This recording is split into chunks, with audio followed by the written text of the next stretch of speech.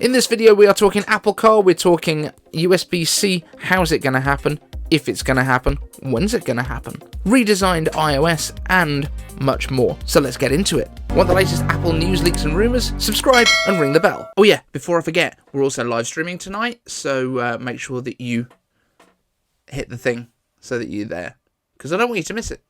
That'd be sad.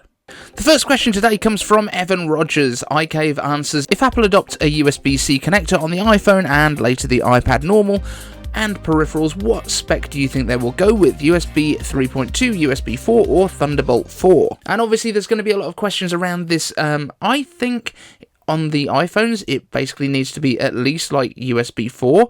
That just makes sense. I think that's what we've got currently with Thunderbolt 3 built in.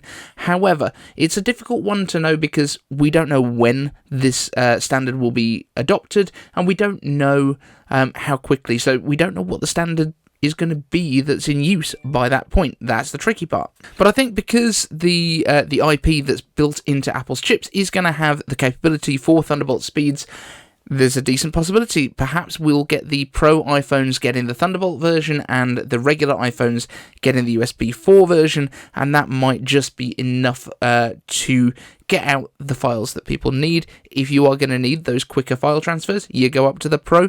If you're going to be shooting ProRes, you're going to be using a Pro anyway.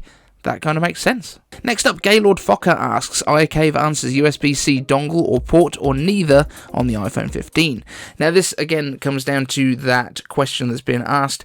There have been talks in the past. I mean, Apple created a Lightning to USB-C adapter, I think, kind of like the little headphone adapter, but that was basically to tick a box for a certain country that needed access to be able to charge it using a USB-C cable.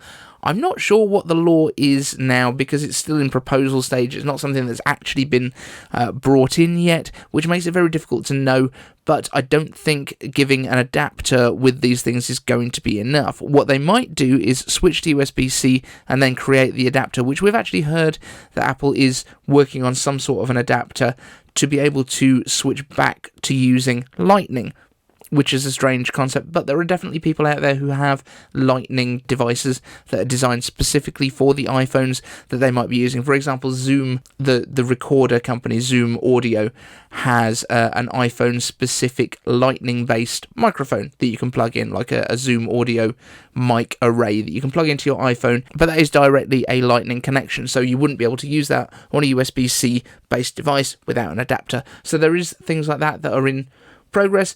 My thoughts are, if Apple does have to implement the USB-C port, it will be the port. I don't think they're now going to go portless if the requirement is for this, but I would still probably prefer to go wireless and use MagSafe primarily, especially if that can do data transfer by that point, rather than going to USB-C, if I'm honest. Randomness R asks, iCave answers, thank you for all your responses to my questions, appreciate it. Also, when do you think iOS will get a redesign like we did with iOS 7, a major redesign, and why doesn't Apple add a theme store? They could make money off developers while pleasing the users and bridging the gap between iOS and Android, as most people I know use Android solely because of the customizability that iOS is lacking. I can't stand Android, although their hardware isn't that bad, but the software sucks. We've been saying probably for 3 years now that we would love to see a theme kit come. We've seen for a couple of years people have been able to use the Shortcuts app in order to make their icons different. I think with widgets we've actually got to the point where you can actually move stuff around the screen. It is very hacky though, so if you wanted to, for example, put all of your icons at the bottom of the screen, you would kind of fill the top half of the screen with what are essentially empty widgets from something like Widgetsmith. So I would love for Apple to do this kind of revamp. Doesn't sound like it's coming this year. I would love it to come this year because something looking new is just great. It just feels newer. I wouldn't mind the option to be able to switch out icons easily. It would be easy enough to just drop that into the settings app, so you could go to that app's settings and just drop in a new icon for it. That shouldn't be a difficult thing for Apple to do if they wanted to. They could even make sure that everything kind of gets constrained to the current app shape so that you're not kind of mixing and matching shapes, because that would look pretty terrible. But I think there's still an element of Apple just doesn't want iPhones to look crap, because yes, there's all of this customizability in Android, There's also a lot of themes that look horrific, and I don't think Apple wants people to see their phones looking terrible. It would make them think that maybe Apple has lost the plot in terms of design. They wouldn't necessarily understand that it's a custom skin that somebody's put on there. I think that's part of the issue, and I think there's also the difficulty, if you can change app icons completely, you could be misleading people into using an app that they didn't think they were using. For example, if you had an iPad in a kiosk, for example, that is set up in a kind of protected mode so that you can only use certain apps, it wouldn't be that difficult for people to fool you into thinking you're entering an email into one app to register for some sort of giveaway, but actually you're going to a custom page that has this icon on it, and it's some way of stealing some credentials. That's the sort of thing that I think Apple is trying to avoid, so I think there's a level of balance there for the safety side of things versus the customizability that we all kind of want. And don't get me wrong, I would love to be able to customize some stuff. Would love to have a skin that looks like a classic Mac, or like a snow leopard or a leopard aged Mac, so it's got those kind of angles and the funkier designs, a little bit more skeuomorphic as an option. Although I'm not a massive fan of skeuomorphism in general, I do like the flat design that we have right now. Evan Rodgers asks, iCave Answers testing out a new toy. The new wireless lav mic sounds good, if a little sparkly and hollow.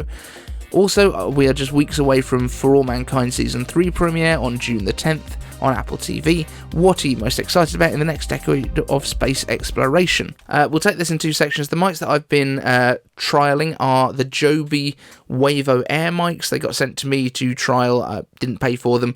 I think they're pretty good. Now, you saw it where I'd actually got the clip on my shirt there.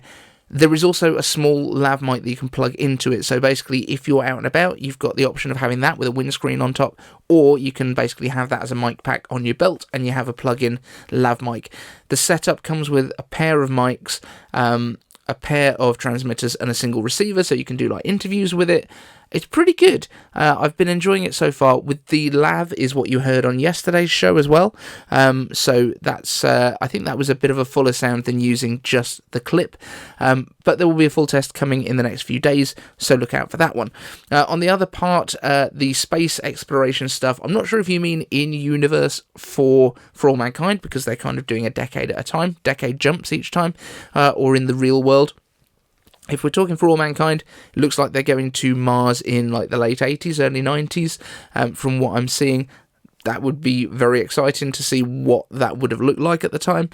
In terms of the real world space exploration stuff, which I'm also quite passionate about, seeing Starship actually go orbital, hopefully by the end of this year. I was thinking it's probably going to be this summer, actually. That would be great. We know that Starship has also been selected by NASA to be the lunar lander for what was going to be 2024. I've got a feeling that might have been pushed back now, maybe an extra year.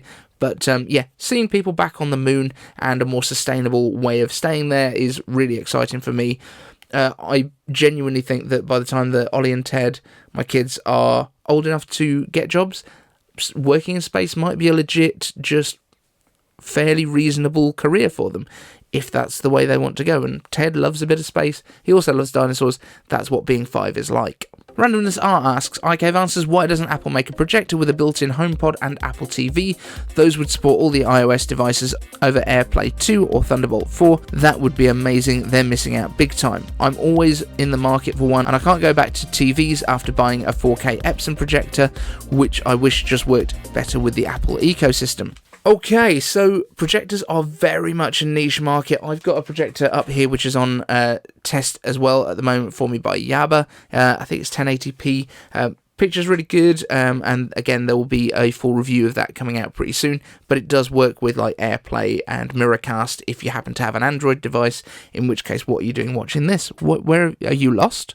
I don't see Apple doing anything with projectors. Number one, they're kind of finicky to set up, although that's the kind of thing that Apple would probably find a way of dealing with themselves, where you set up your iPhone somewhere else in the room and it works everything out, does all your keystoning and stuff like that for you. That would be quite cool. There's just also not a lot of people that have appropriate walls to use projectors with. You have to ceiling mount them in a lot of cases to make it all work properly. So I don't see it as something that Apple is likely to go into. However, I wouldn't be opposed to it.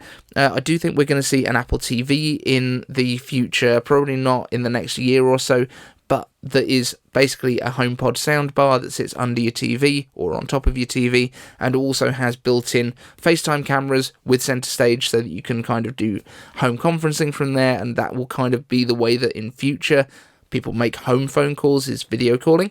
But also with that kind of true sense, the true depth camera system that is built into FaceTime that would also basically identify who it is that's on the screen, log you into the right Apple TV accounts, like Apple accounts, and when you do your Apple Fitness stuff, if you're doing it in the lounge, it will also track your movements and give you a much more kind of accurate estimation of your calorie burns than just with the watch alone, that's just really looking at your heart rate and stuff like that. I think that's kind of the way it would go, but that could also open the doors for motion gaming, a lot like the Kinect used to have, which is the same people who made Face ID. So yeah, it all kind of ties back together, all kind of goes full circle. Also from Randomness iCave answers, should I wait for Apple Car or buy a Tesla? I'm currently looking to buy an electrical car since gas prices have gone nuts. What's your best guess regarding the release date of Apple Car? Now, based on the latest that we've heard, Project Titan, which is Apple's car project, has definitely hit some roadblocks. But they've also been working on this thing for years and years. 2015 is when the project started, and the fact that people like Johnny Ive and some of his team were working on this instead of working on the Macs and things like that is probably the reason that we ended up with USB-C only MacBooks and butterfly keyboards, because nobody was paying enough attention to getting the quality control right and making sure that this was actually a product that people wanted. So there's still quite a long time to go. I don't think that this is something that Apple is going to be able to do in secret as much as some of their other projects. We've already had leaks coming out, but at this point we still don't know if this is going to be some kind of sports car like a Tesla, or if it's going to be like a minibus that just ferries you from one location to another without any interaction. But since Siri is still struggling with, understanding very basic questions about the weather, I'm not sure if I want her taking the wheel just yet. All of that being said, I think 2026, 2027 is probably the earliest that we would see an Apple car actually hit the road. Weirdly, back in like 2020, there was a report from Guoming Chi that we might have seen it right then. No. This is a much harder thing to do than people seem to understand, especially with the full self-driving. Building an electric car these days is becoming more trivial because parts are becoming a little bit more easy to get hold of, but also then there's the chip issues with getting self-driving and all of the other systems working. So there's massive challenges with it at the moment. Not only that, but also Apple's issues with getting people back into campus, and the fact that they're now reducing back down from 3 days a week to 2 days a week and getting people to wear masks away from their desks, which suggests that the area is having some COVID issues again, and fingers crossed that doesn't mean that they will cancel the in-person bits of WWDC that were going to be going on, because Sam Cole will cry and we'll never hear the end of it. Thanks for watching this show, guys. Thank you to all the Patreons over here. If you want to join them, icavedave.com/Patreon, and you get ad-free versions of all of these videos. Also, we're live streaming tonight, don't forget, so hit the link up here, and you can join us for Last Apple Week tonight with iCave Dave.